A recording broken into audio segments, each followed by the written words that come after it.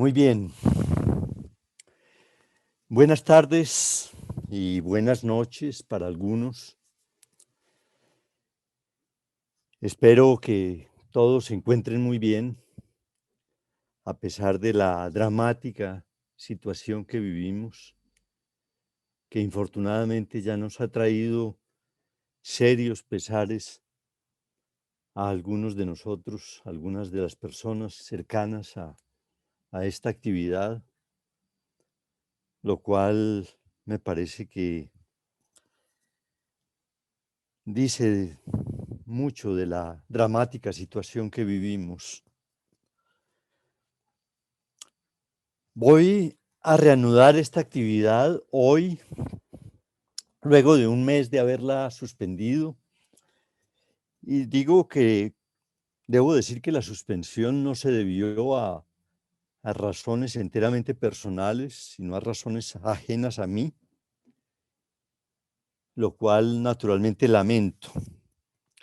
Yo espero que quizás podamos regularizar el ritmo previsto para estas sesiones, al menos el primero y tercer mes, y primer sábado y tercer sábado de cada mes, y que no nos veamos afectados muchos por las suspensiones que a veces se nos imponen.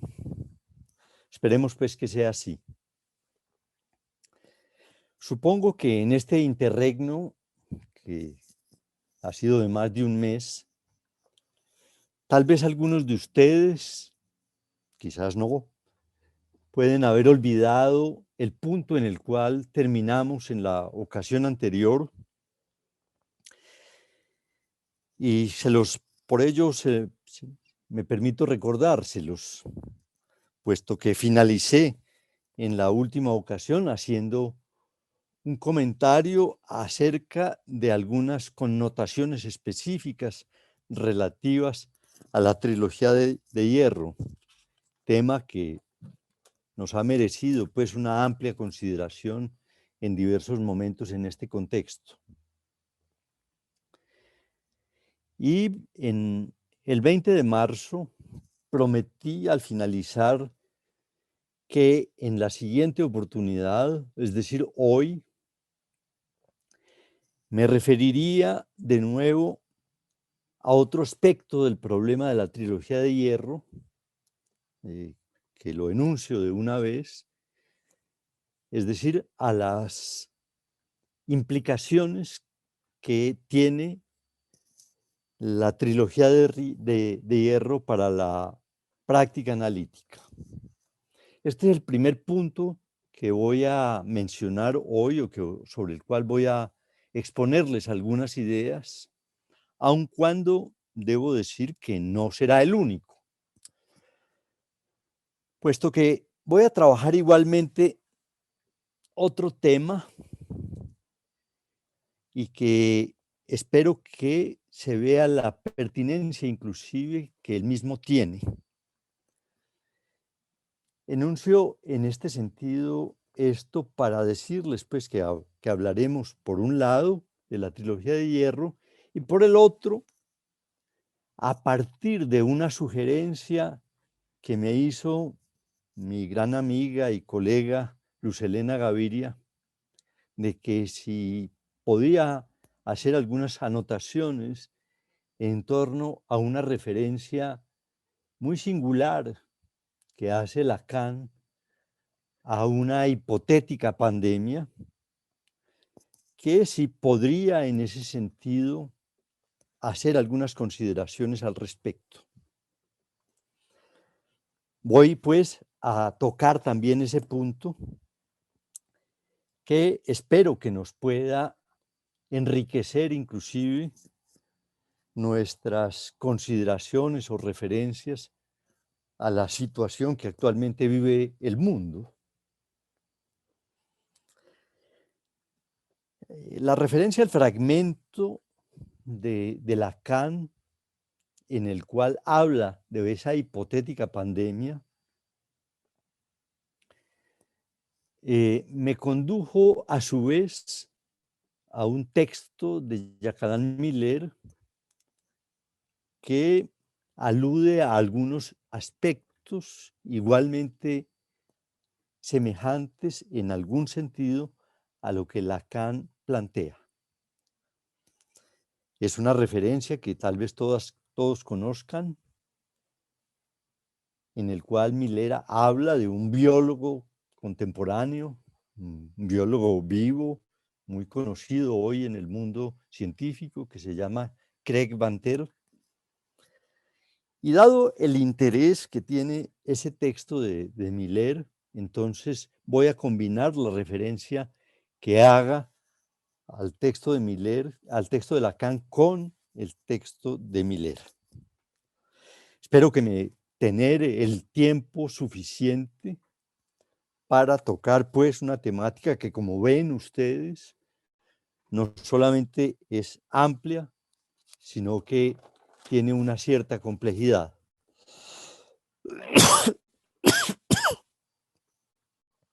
Voy entonces al primer tema. Es decir, voy a hacer el comentario final que tengo para proponerles relativo a la trilogía de hierro. El 20 de marzo, es decir, la última reunión que tuvimos, me detuve en la trilogía de hierro para mostrar consideraciones tanto que podríamos llamar conceptuales o teóricas relativas a la significación de la trilogía de hierro, como también la recepción que este concepto ha tenido en los medios psicoanalíticos y específicamente en las escuelas de la AMP, como lo recordarán. Esa dimensión que trabajé el 20 de marzo de la trilogía de hierro, pues es una dimensión de una extrema importancia y que voy a suponer que todos los asistentes tienen en cuenta las ideas que expuse en esa ocasión y que tal vez hayan tenido posibilidad de ampliarlas a partir de la sugerencia que les hice de que leyeran nuevamente la conferencia de Miller. Así pues que tenemos, creo que, un contexto conocido que me permitirá en ese sentido hacer las precisiones que espero proponerles con relación a la parte que específicamente, en la cual específicamente se refiere Miller, a la trilogía de hierro como un asunto no solamente que permite ciertas conceptualizaciones acerca de lo humano en general o acerca de cómo se sitúan ciertos problemas en la última enseñanza de Lacan, sino con relación especialmente a la práctica analítica. Recordarán que el 20 de marzo subrayé con cierto énfasis que la trilogía de hierro debe considerarse, a mi juicio, a partir de la idea que el mismo nombre señala, es decir, la de un anudamiento férreo entre los tres elementos que constituyen esta trilogía y que por lo tanto deshacer el nudo solamente tiene sentido en la medida en que se vuelva a rehacer, cosa que, como ustedes lo recordarán, cuando ha habido referencias por la mayoría de los autores a este tema, esto no es tenido en cuenta. Destaco pues este punto que espero haber sido precisado y que nos permitirá en el día de hoy hacer algunas precisiones adicionales en torno a la propuesta de Miller. El 20 de marzo no tuve tiempo de referirme a lo que podríamos llamar la dimensión práctica que tiene la trilogía de hierro. Hoy voy a hacer énfasis en ese punto. Y para el efecto voy a tomar dos citas que están en el texto de Miller, las cuales me permitirán considerar diversos problemas relativos a la dimensión práctica de la trilogía de hierro. Yo las aislé de la conferencia y se las voy a poner en la pantalla. Y le pido a Marlon si me puede habilitar la función de compartir pantalla, por favor, con el fin de mostrarles las dos citas. Sí, Juan, hoy. Puesto que son dos citas que voy a analizar con cierto detalle y que quiero que ustedes, inclusive si les es posible, a quienes tengan a mano un papel, dado que ya estará lista. Así. Sí, Juan, sí. Ok, gracias, Marlon. Creo que ya las ven. Si tienen un papel y lápiz a mano, les pido que las copien, porque no la voy a sostener todo el tiempo, pero durante un cierto rato me voy a referir a ellas. Y dadas los diversos aspectos que mencionaré, creo que conviene tenerlas con precisión. Una foto con el celular también sirve. Ah, perfecto. Como ven, Miller allí, en la primera cita, por ejemplo, es claro y directo. Habla directamente de qué es analizar, lo cual, conviene decirlo, no es poco. Y no es poco porque se propone una verdadera definición del análisis como práctica, lo cual incluso me permite decir que se trata de una verdadera redefinición de lo que es la práctica analítica. Y esto es importante notarlo, más si se tiene en cuenta lo que decía en la ocasión anterior, es decir, que esas tesis que Miller expone en torno a la práctica analítica no han sido claramente consideradas por los analistas que se orientan por la enseñanza de Miller. Cosa que me resulta, en cierto sentido, sorprendente y yo diría que inclusive también que lo lamento. Así pues que, como ven, la primera cita, que la voy a leer, señala qué es analizar. Dice que analizar al parletre exige jugar una partida entre delirio, debilidad y engaño. Es una expresión interesante. Y además agrega, como digamos, aclaración de lo anterior, que es dirigir un delirio de tal modo que su debilidad, la debilidad del analizante, ceda al engaño de lo real. A mí personalmente esa cita me produce realmente muchas inquietudes, ideas y interés, por lo cual permítanme que me detenga en ella y que me detenga con cierta precisión. Tomemos la primera frase de la cita: analizar al parletre.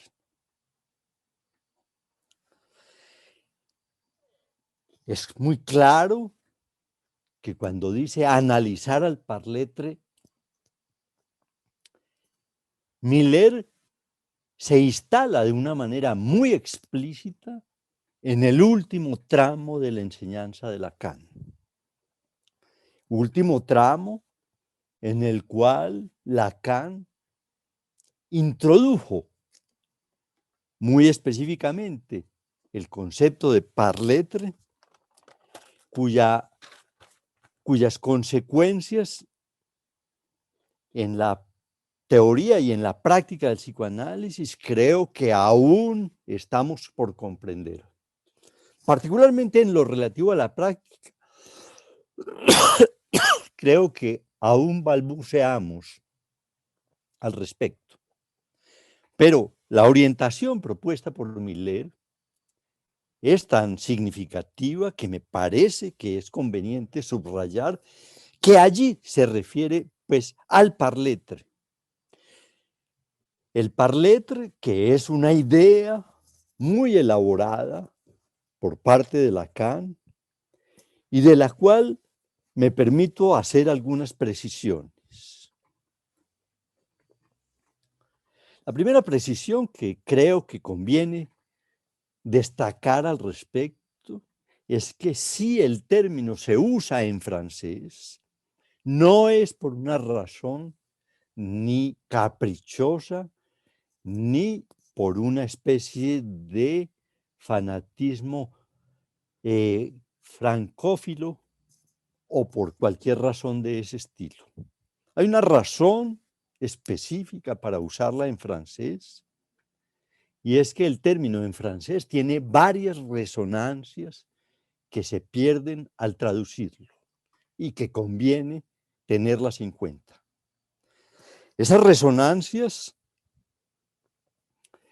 naturalmente se pierden si traducimos parletre por ser hablante, que desde luego es una traducción correcta de la expresión. Es decir, que parletre es ser hablante, pero al decir esto se pierde, por ejemplo, que cuando se dice parletre, el término parletre se podría escribir de esta manera, par letre. Dicho de otra manera, por la letra. Es o para la letra. Habría que precisar a ver cómo traducir esa expresión. Si María Elena, que está presente, tiene alguna sugerencia, me parecería interesante oírla. De todas maneras, lo que es importante de ello es que en la expresión par letre está el concepto de letra, que es un concepto que Lacan introdujo a partir especialmente de sus hallazgos justamente sobre el uno, y al concepto de letra, le consagró no solamente un largo estudio, digamos, conceptual y aún de observaciones, especialmente de niños o de pacientes de diferentes estilos, sino que inclusive lo condujo ese hecho aún a hacer viajes hasta el Asia.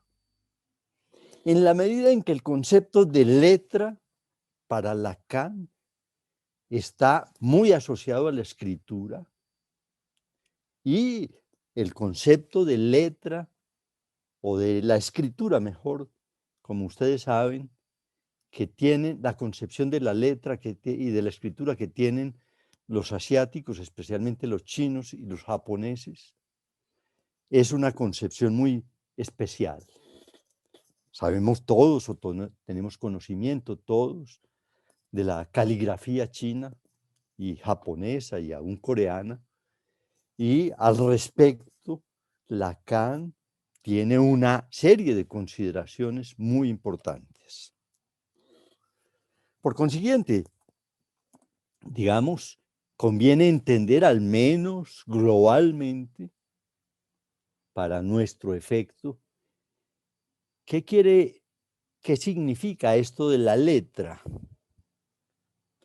Y lo primero que creo que es conveniente decir es que se trata de algo que se puede llamar la impronta que deja el lenguaje en un individuo para constituirlo como ser hablante, y de la cual se conforma una relación con el lenguaje por parte del individuo que recibe esa impronta, que es fundamental. Naturalmente que no es esta la ocasión para entrar en una discusión muy elaborada en torno al concepto de la letra, sobre la cual cada vez más tenemos posibilidades de diversos desarrollos, especialmente en el ámbito de las escuelas de la AMP. Se vienen produciendo recientemente estudios muy importantes, tanto derivados de la práctica analítica como de la investigación teórica o epistémica sobre diferentes problemas o históricos, sobre la historia de la escritura, que son en ese sentido enriquecedores y nos van a enriquecer la visión del concepto de letra. Pero sí es la ocasión para decir que bajo el concepto de letra, y de acuerdo a lo que he señalado, se destaca particularmente lo que puede llamarse como la dimensión unívoca del lenguaje, o si se quiere, la dimensión uniana del lenguaje, expresión que utilizo con toda la precisión que creo que merece y que naturalmente nos dibuja como telón de fondo la presencia del uno, que es la base de diversas consideraciones que esta actividad intenta precisar. Así pues que cuando hablamos de la letra, hablamos de esa marca que se produce en un individuo para insertarlo en el campo del lenguaje inicialmente en su dimensión unívoca que no equívoca, como es la dimensión que propiamente pudiéramos llamar simbólica. Creo que en ese sentido, pues, hablar del parletre es entonces hablar de la dimensión de la letra, de la dimensión de la marca del lenguaje, en el proceso de constitución de un individuo para hacerse ser hablante.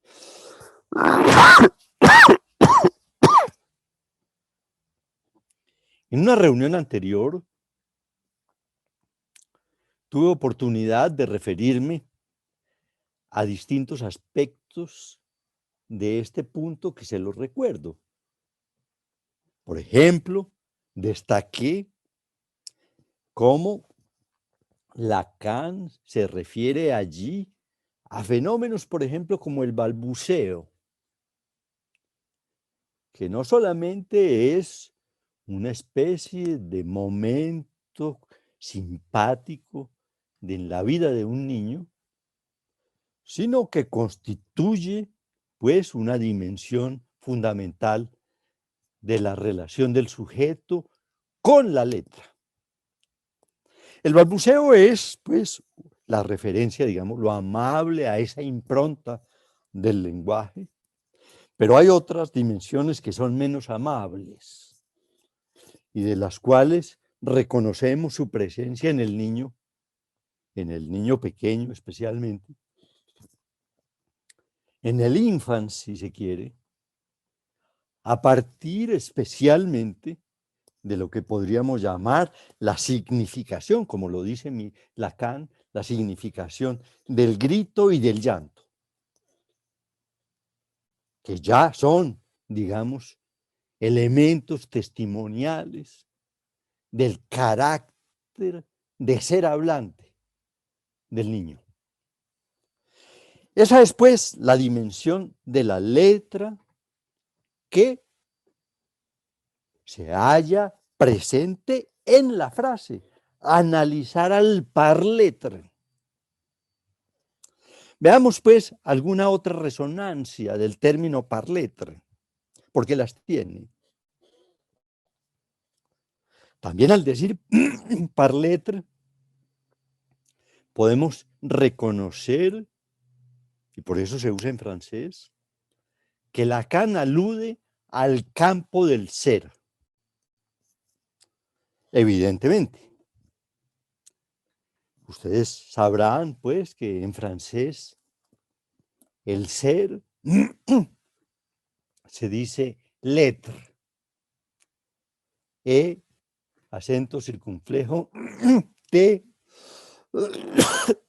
R, lettre, con L y la comilla.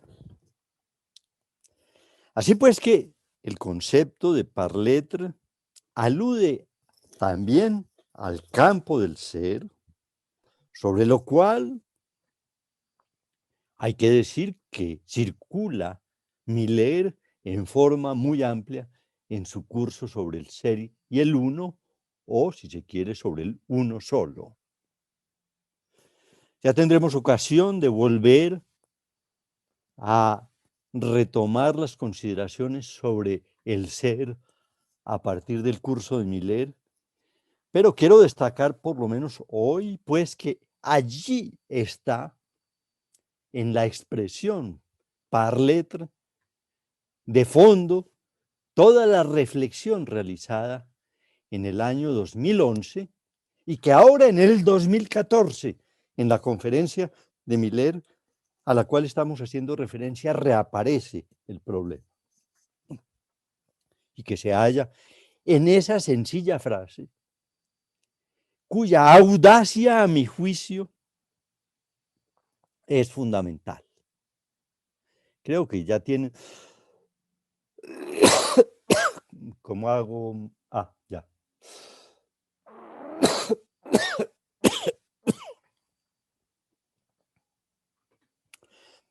Decir, pues, analizar al par lettre es una frase audaz, ciertamente, en la medida en que subraya la inscripción que pretende hacer Jacques Miller de la práctica analítica en la última enseñanza de Lacan. Ahora bien, es posible decir algunas cosas más acerca de esa primera frase de la cita, es decir, de analizar el par lettre. Indicaré brevemente una adicional que puede ser un tanto más anecdótica que las anteriores, pero que no dejará de tener interés, especialmente creo que para algunos especialistas en el psicoanálisis, en la historia del psicoanálisis.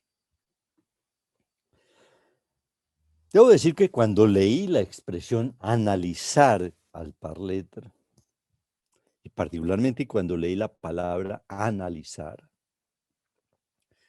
no pude dejar de recordar el título de un libro que tuvo cierta influencia o mucha influencia en los medios psicoanalíticos en el siglo pasado, especialmente en la década del 70 aproximadamente. Es un libro de un psicoanalista que en su momento fue muy conocido en Francia y en América Latina, que tal vez muchos de ustedes hayan oído mencionar y que se llama Serge Leclerc. Serge Leclerc, quien murió no hace muchos años, hace más bien pocos años, y cuya muerte le mereció un reconocimiento importante por distintos medios lacanianos, entre ellos por la Asociación Mundial de Psicoanálisis. Leclerc fue uno de los grandes pioneros de la divulgación del trabajo de Lacan antes de que se produjese el movimiento que inició Jacques Alain Miller, al punto que podría decir que, por una parte, Leclerc estimula la construcción del movimiento contemporáneo lacaniano, pero también engendra lo que podríamos llamar la necesidad de una corrección que me parece que emprende particularmente Miller. El libro de Leclerc se llama Psicoanalizar, el libro al cual me refiero. Se llama Psicoanalizar. Y cuando leo analizar, en la frase, en la cita que estoy comentando, pienso que también Miller está pensando en Leclerc y en una respuesta, en cierto sentido, a ese libro. Es decir, una respuesta más propiamente a una interpretación de la práctica analítica que se divulgó en un cierto periodo y que aún tiene en algunos sectores cierta vigencia y que se caracteriza por desconocer particularmente los desarrollos que hace Lacan después del seminario 19.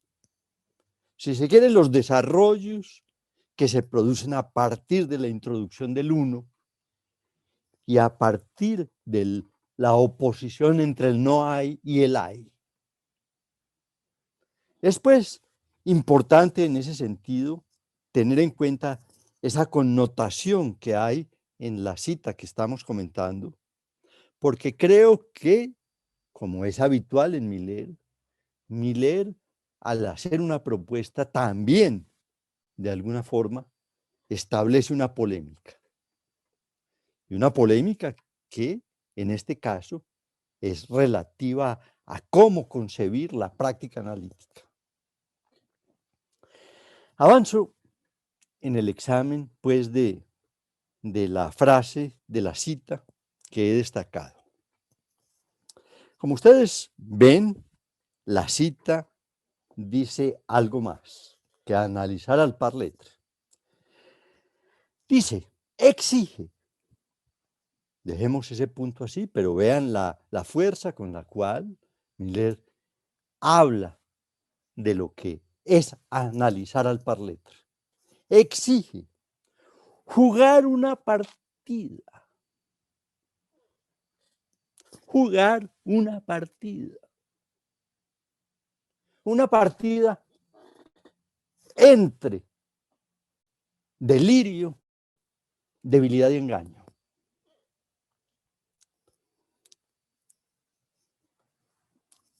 Creo que en este contexto es posible que destaque algo cuando dice de esta manera jugar una partida.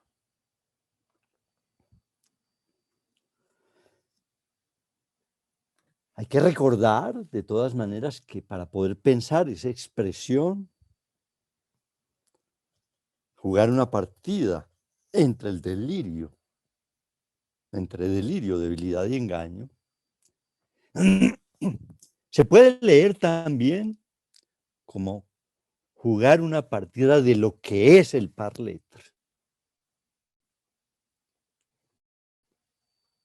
Porque podríamos decir que también una definición del par letre fuese, de acuerdo con esta propuesta de Miller,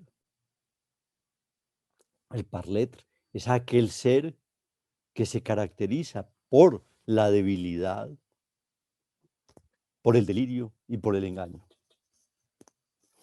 lo cual no es de ninguna manera, como lo dije en la vez pasada, una concepción muy gloriosa del ser humano. Llamar al ser humano un débil en sus relaciones con el discurso o en sus relaciones con el discurso, con los discursos.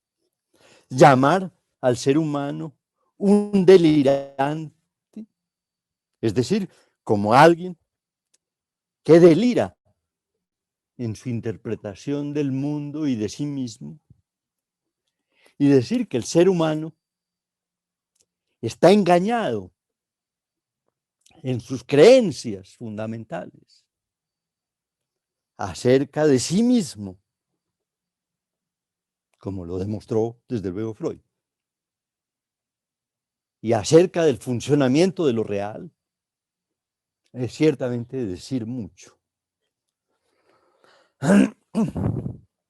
Podrán reconocer en ese sentido,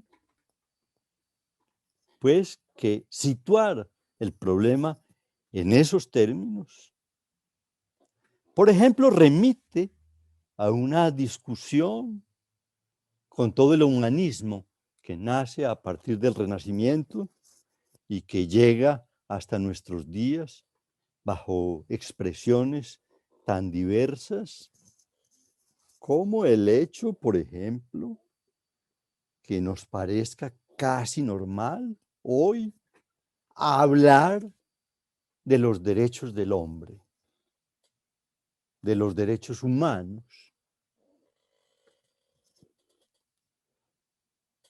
Y ya tuve oportunidad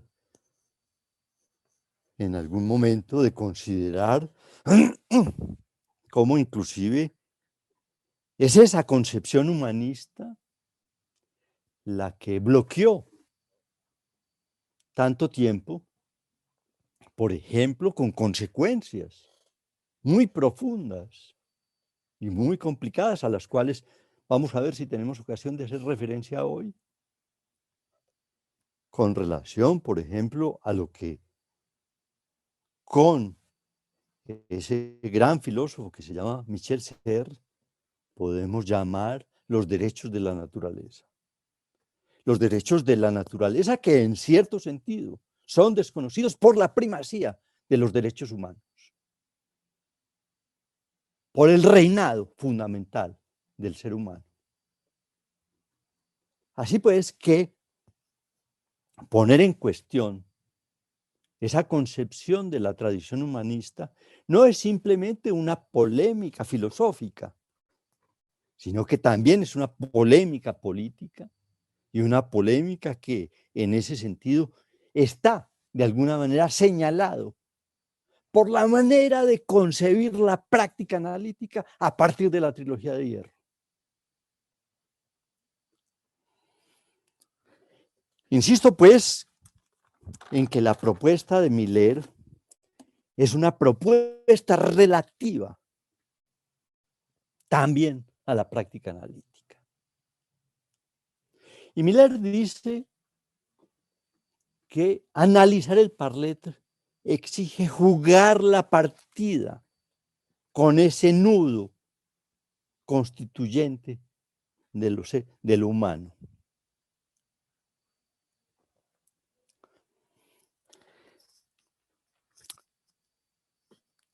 Notarán que cuando examina el analizar el Parlet exige jugar la partida entre el delirio, la debilidad y el engaño, añade que es dirigir un delirio de tal modo que su debilidad ceda al engaño de lo real. Llamo la atención de ustedes sobre un punto que me parece evidente en la cita, pero que conviene hacerlo todo lo visible que sea posible. Me refiero a que el verbo analizar o del verbo analizar, Miller cita o propone dos sinónimos. El uno, jugar una partida, y el otro, dirigir un delirio. Podríamos decir que esas tres expresiones nos dicen también qué es analizar. Analizar es jugar una partida y es dirigir un delirio. Tomemos solamente analizar, jugar y dirigir.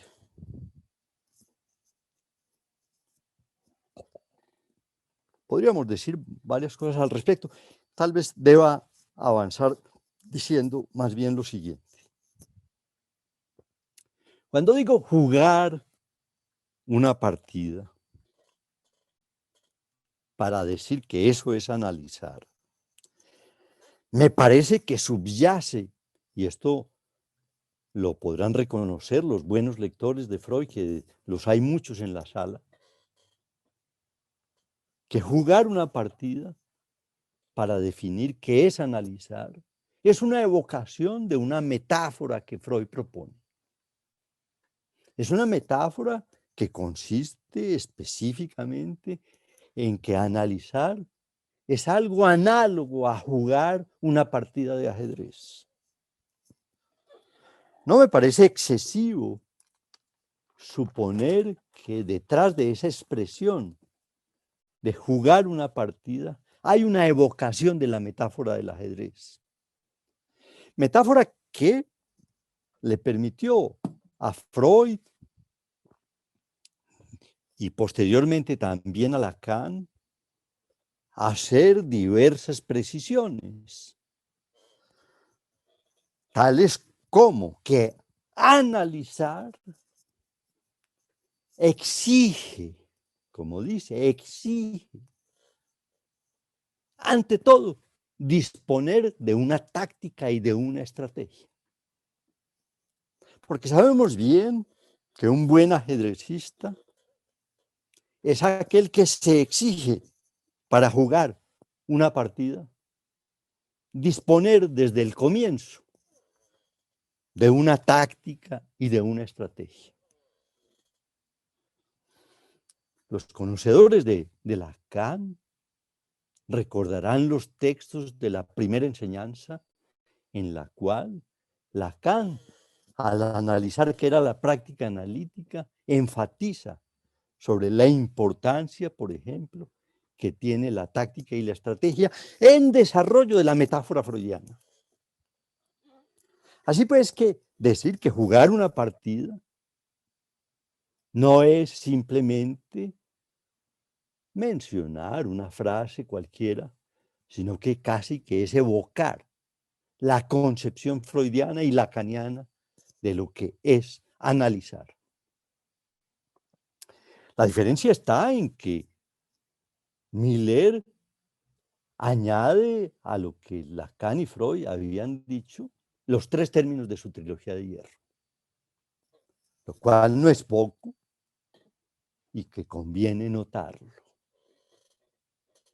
Porque se nos aparece, me parece a mí, de una manera muy precisa, que el juego entonces tendrá que ser con esas tres piezas,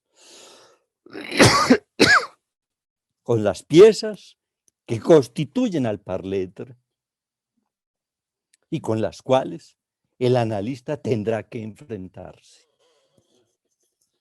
Y entonces, Miller, para explicar esto, añade, dice que eso también es dirigir un delirio. Es decir, que toma la pieza del delirio como un elemento fundamental para trabajar el problema. Pero debo decir previamente que dirigir es un término, un vocablo clásico en la literatura lacaniana. Lacan le consagró, como todos saben, el texto de la dirección de la cura, lo cual, les recuerdo, remite a plantearse la pregunta de qué es lo que dirige el analista.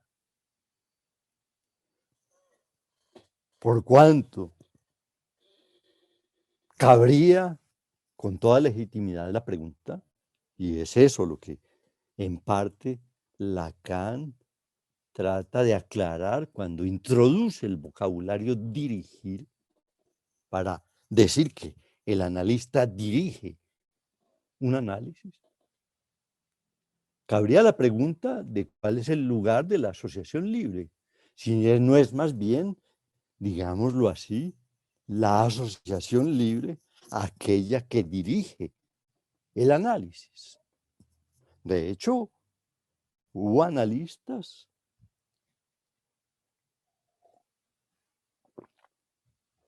especialmente relativos al periodo de los años 40, que pensaron que el analista no tenía nada que dirigir, que lo que era necesario era observar la naturaleza de la asociación libre y que su trabajo consistía era en interpretar, no en dirigir. Lacan plantea, pues, y Miller lo retoma, bajo la idea de la dirección de la cura, lo cual es una forma muy precisa de indicar de qué manera se concibe la práctica analítica. Porque de un lado dice hacia dónde se dirige y de otro lado dice quién dirige. Como ven, pues, la cita está llena de consideraciones relativas específicamente a la práctica analítica que conviene no dejar escapar en todas sus implicaciones, porque me parece que hay allí una gran precisión, inclusive dicha de una manera tan sintética y precisa, que yo me permito decir que es que a mí me estremece, puesto que, digamos, nos permite tener una concepción clara de lo que es la práctica analítica. Yo me pregunto si es justamente la fuerza que tiene esta precisión que hace Miller con relación a lo que es la práctica analítica, lo que ha hecho retroceder a los analistas lacanianos ante esta propuesta, al no considerarla. Por cuanto quizás, digamos, si se toma en serio la proposición de Miller, muchos de los análisis, incluidos algunos testimonios del pase, quizás admiten ser redefinidos a partir de ello, o por lo menos enriquecidos. Se exigiría que fueran enriquecidos a la luz de la propuesta de qué es analizar. Hay que decir, por ejemplo, de que en la definición es muy visible, en la definición de qué es analizar, es muy visible una secuencia. Una secuencia que toma el delirio, repito, del analizante de una manera muy particular. Porque toma el delirio en lo que yo llamaría en su dimensión o en un modo, para usar los términos de la cita, en un modo de uso. Se trata de usar el delirio, y que eso también es dirigir un análisis. Usar el delirio, si es que está planteado en esa cita, significa, a mi juicio, algo que probablemente tanto el psiquiatra como el psicólogo comportamentalista y conductista no solamente no compartirían, sino que les parecería una aberración, por cuanto hay que decir que dentro de esas tradiciones, lo primero que hay que hacer frente a un delirio es eliminarlo. Pues no, como sabemos, el delirio es una pieza constituyente de lo humano que Miller propone que se debe usar. Que se debe usar con una dirección específica, con una finalidad específica. Y es permitir que ceda la debilidad del analizante. Pero no que ceda de cualquier manera, sino que ceda particularmente al engaño de lo real.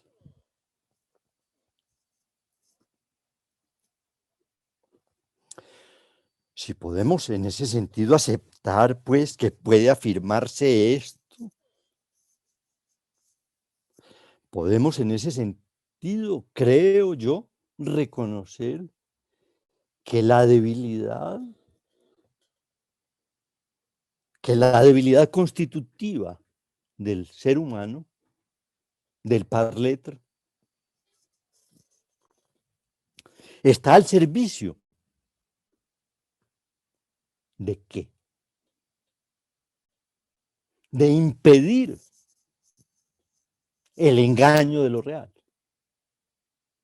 Es decir, que todos hacemos esfuerzos porque lo real no nos llegue. Y que en ello consiste su debilidad también. Es un elemento adicional que podemos reconocer aquí de la forma en que Miller concibe también la debilidad. No voy a comentarlo, pero sabrán ustedes que Miller ha subrayado en otros contextos una expresión de Lacan para hablar de que una de las funciones del analista es molestar la defensa. Molestar la defensa significaría de alguna manera, a mi juicio, hacer ceder que la debilidad impida el ser engañado por lo real.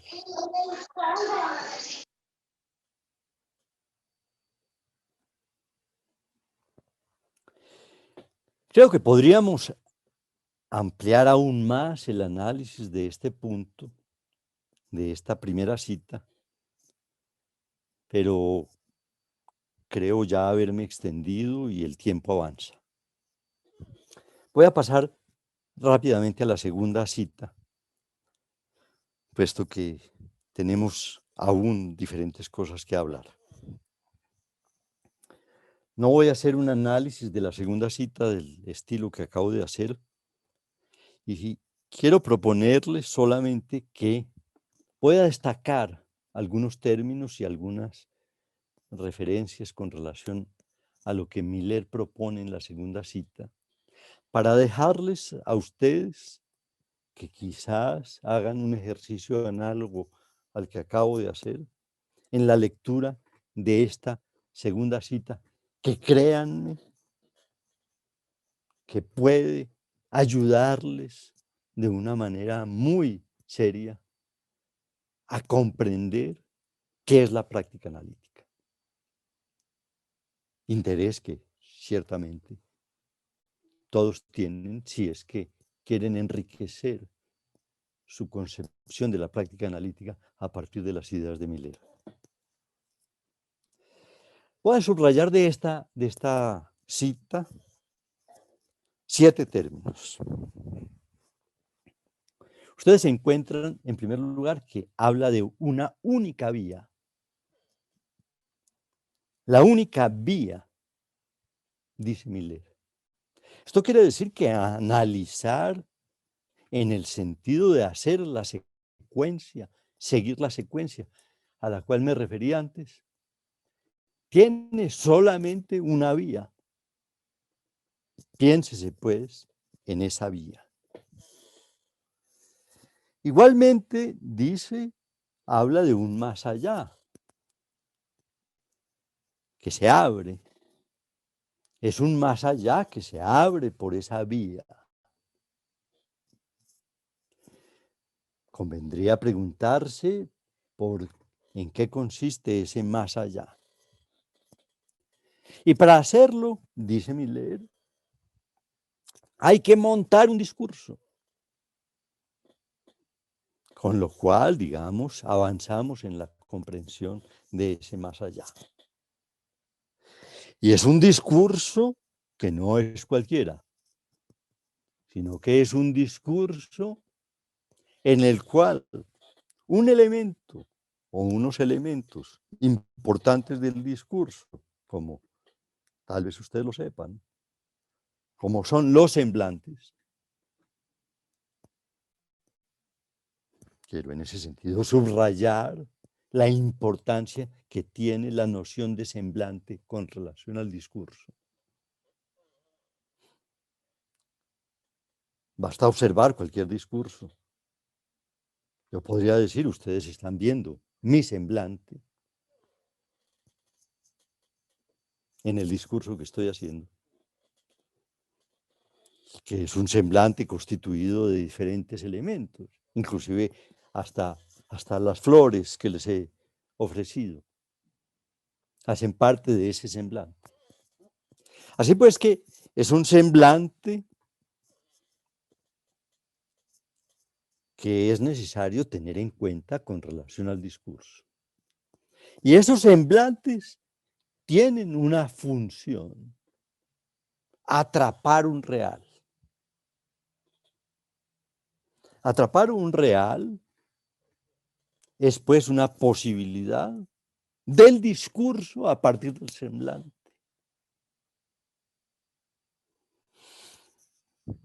Tendríamos que elaborar aún más esa idea, pero tienen ahí un elemento para trabajar. Y dice también algo con relación a 2 términos que voy a subrayar. Dice creer sin adherir. Quiero hacer una pequeña observación aquí que me parece importante por cuanto es nueva. Es nueva incluso para ustedes y en cierto sentido también lo es para mí hoy. En la traducción del fragmento que yo hice, donde hice las correcciones a la traducción de Berenguer, decía aquí creer sin comulgar. Y verán en la cita que digo creer sin adherir. Tuve la ocasión recientemente de asistir a una conferencia, a una reunión, a una conversación en la cual participó un analista de la escuela francesa que se llama Jérôme Lacau, que es ex-AE, un hombre muy interesante de las nuevas generaciones del psicoanálisis francés.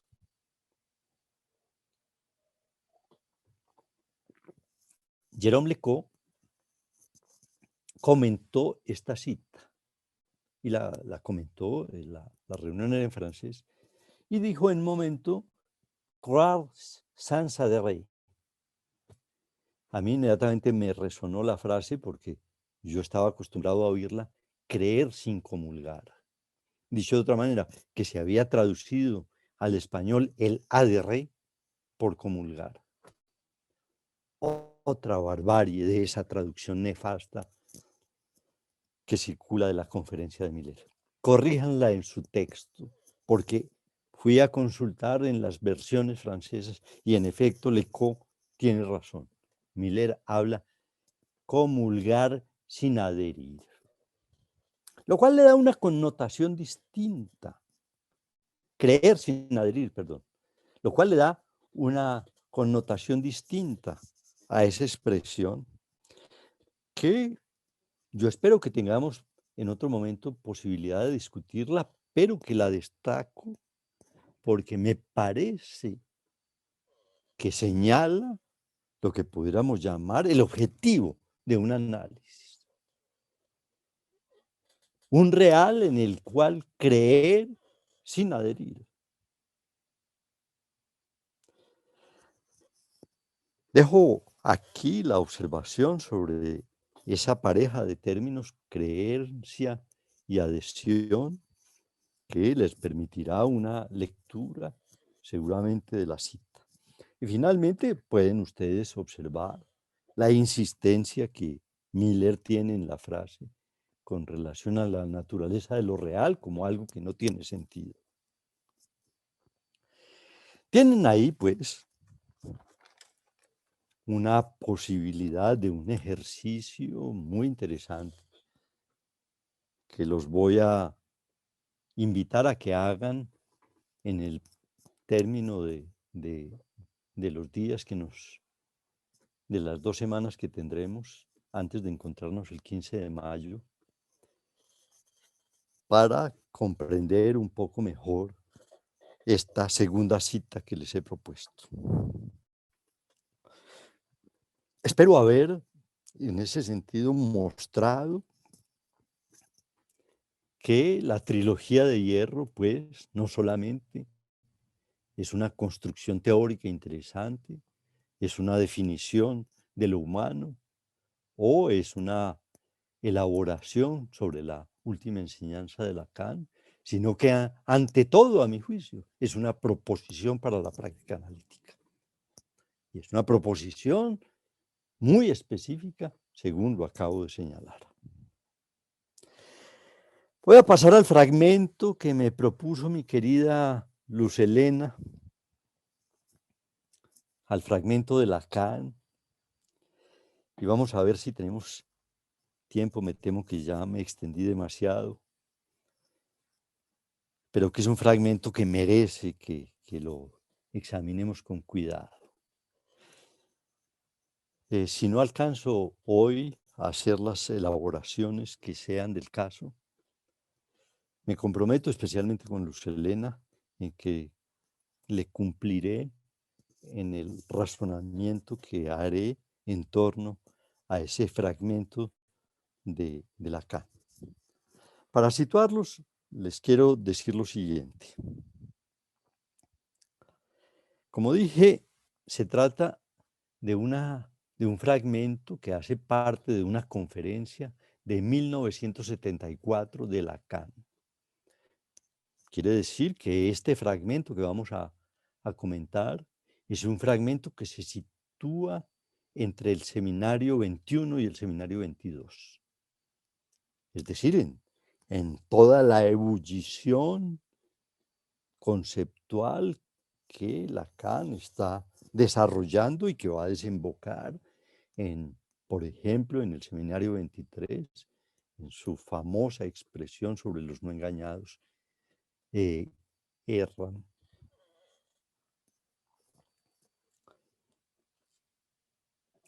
Es ahí, en ese contexto de la enseñanza de Lacan, donde se sitúa este fragmento. Se halla en una conferencia dictada en Roma, lo cual tiene su sentido, puesto que la conferencia se llama, y así quiso, inclusive el mismo Lacan, que se llamara el triunfo de la religión, lo cual decirlo en Roma no es indiferente. Esa conferencia, si la quieren leer en estos días, es una conferencia que se halla en un pequeño librito que está titulado con el mismo título de esta conferencia. Es decir, el librito en general que está constituido por esa conferencia y por otra, está editado el librito como El triunfo de la religión, y es este que les pongo aquí. Se trata de una conferencia en la cual Lacan discute, de un lado con la ciencia, a partir, entre otros hechos, de lo que Lacan llama el tabú de Freud. El tabú que Freud tenía con relación a la posición del científico. Posición que podríamos decir que para Freud era una posición sacrosanta e intocable, por consiguiente. Y Lacan va a discutir justamente qué tan santa y qué tan intocable es la posición del científico. Como seguramente ustedes saben, Freud creía que finalmente el espíritu de la ciencia terminaría por derrotar el espíritu científico, el espíritu religioso. En lo cual Lacan no cree de ninguna manera. Lacan más bien plantea que habrá un triunfo de la religión, lo cual nuestro tiempo ha corroborado de forma muy importante y a veces con mucha inquietud. Y es necesario en ese sentido notarlo. Por cuanto Lacan destaca, asunto que es importante para pensar el problema de las creencias, dice que la religión es ineliminable e inagotable. Y que la religión no solamente triunfará sobre el psicoanálisis, sino sobre la racionalidad científica. Es una polémica que inclusive, pues, podríamos decir, enfrenta a Lacan con toda la ciencia contemporánea o con la epistemología, con una parte por lo menos de la epistemología científica, que naturalmente tiene depositadas sus esperanzas en los progresos de la ciencia.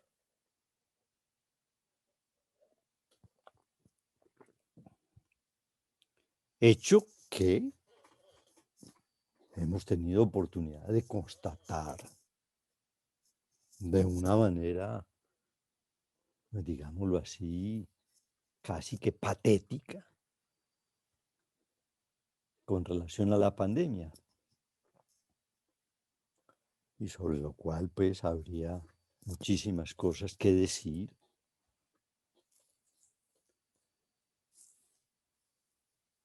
Y a las cuales pues ya he hecho referencias en otros momentos. Y es en ese contexto que, refiriéndose al tabú de Freud, que Lacan hace una referencia a una hipotética pandemia. Voy a leerles el fragmento que nos propuso Luz Helena, que es un fragmento que, repito, está lleno de interés. Y voy a permitirme leer los pasajes que son pertinentes para situarlos en el contexto.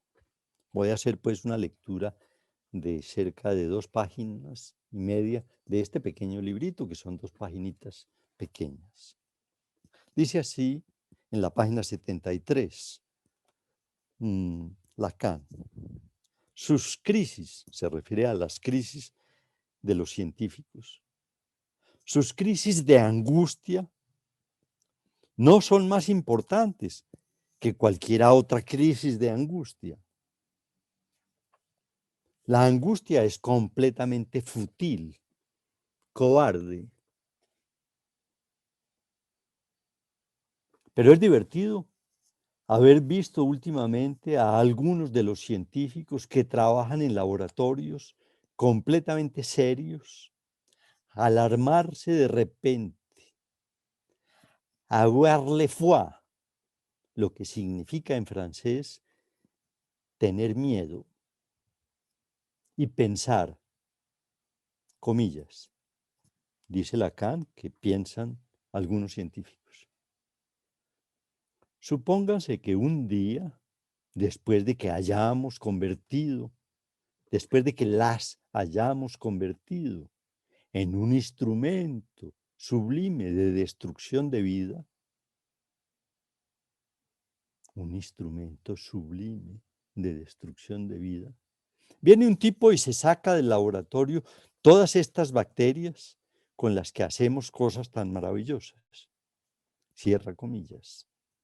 Dice Lacan que dirían estos científicos que experimentan con las bacterias. Y habla Lacan y dice, todavía esto no ocurrió. No lo lograron, pero comienzan a tener una leve idea de que podrían fabricarse bacterias resistentes a todo, que ya no podrían detener, no se podrían detener, y que probablemente limpiarían de la faz de la tierra todas esas porquerías, en particular humanas, que la habitan. Entonces, de pronto, los científicos experimentaron una crisis de responsabilidad y embargaron cierto número de sus investigaciones. Añado el sus porque es de ellos. Quizás esta idea no sea tan mala, la de embargar pues las investigaciones de algunos científicos. Quizás lo que hacen podría ser muy peligroso. No lo creo. La animalidad no descansa. No son las bacterias las que nos liberarán de todo eso. Pero ellos tuvieron una crisis de angustia típica y se lanzó una especie de prohibición, por lo menos provisional. Está hablando de la década de los 70, en la cual se les comenzó a prohibir ciertas cosas a los científicos. Se pensó que había que reflexionar un poco más antes de seguir avanzando con algunos trabajos sobre las bacterias. Qué alivio sublime sería, sin embargo, si de pronto nos viéramos ante una verdadera plaga salida de manos de los biólogos. Sería verdaderamente un triunfo. Significaría que la humanidad habría llegado verdaderamente a algo, a su propia destrucción. Se vería allí el signo de la superioridad de un ser sobre todos los demás. No solo su propia destrucción, sino la destrucción de todo el mundo viviente. Sería verdaderamente el signo de que el hombre es capaz de cualquier cosa. Pero esto produce de todos modos un poco de angustia. Todavía no llegamos a ello. No hemos llegado a ello. Hay que decir que no lo sabemos. Pero no lo sabemos por una razón específica. Y es porque esa verdadera plaga de la que habla Lacan podría ser la pandemia que estamos viviendo.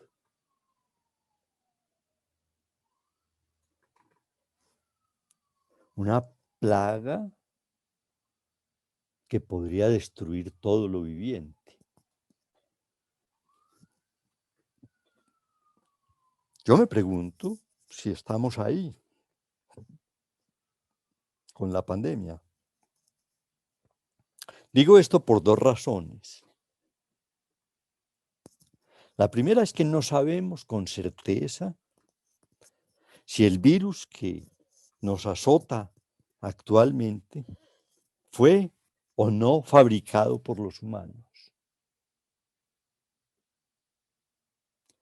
Y creo que si se llegara a demostrar que fue fabricado por los humanos, eso podría ser muy grave. Porque esas fabricaciones tienen un propósito y es hacer más fuertes ciertos organismos para fines que podríamos decir que tal vez sean imprevisibles.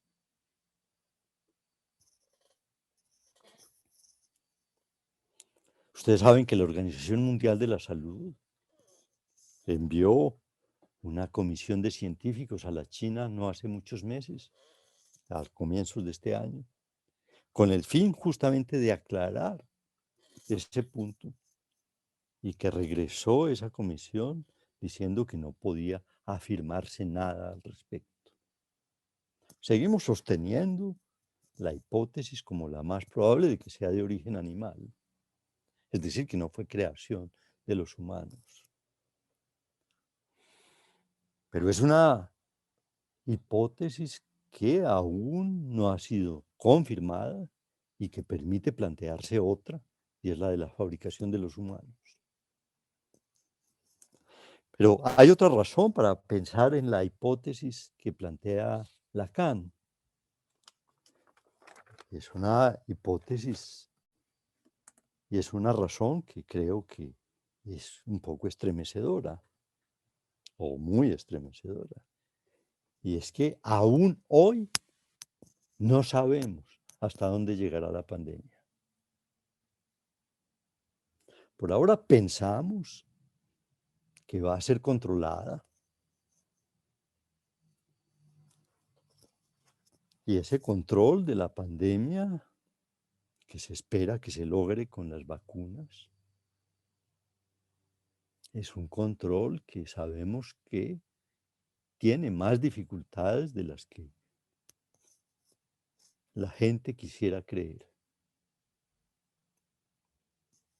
Si tenemos pues de un lado que no sabemos la fuerza que tiene el virus, y si de otra parte no sabemos claramente si podremos controlar el virus, podemos en ese sentido estar dentro de la ficción que nos propone Lacan. Yo no quisiera en ese sentido ser muy dramático ni patético, pero me parece que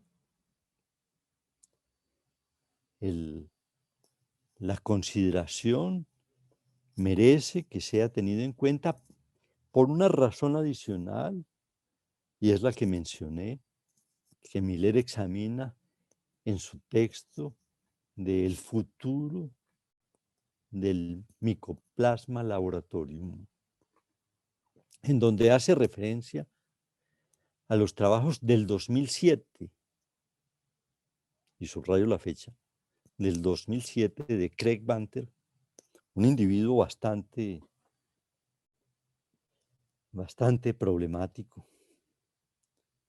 por cuanto mezcla de una manera muy indecente el dinero con la investigación, y quien hace pensar en esos científicos de los que habla Lacan.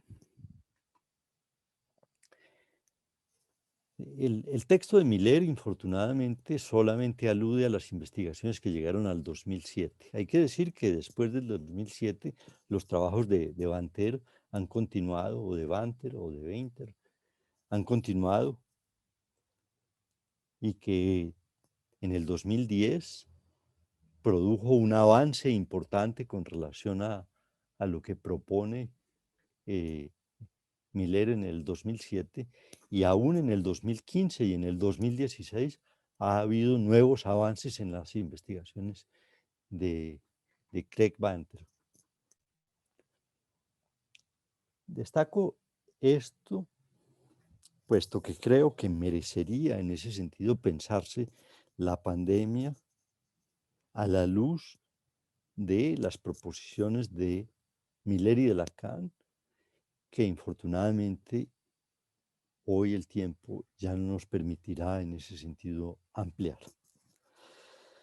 Voy a terminar por hoy así, con estas referencias, y espero que dentro de 15 días nos volvamos a encontrar y podamos hablar, continuar de un lado con el análisis de la propuesta de Lacan a la luz de los trabajos de la ciencia contemporánea y específicamente del análisis que de ellos hace Miller, en lo cual de nuevo también juzga al psicoanálisis y a sus prácticas.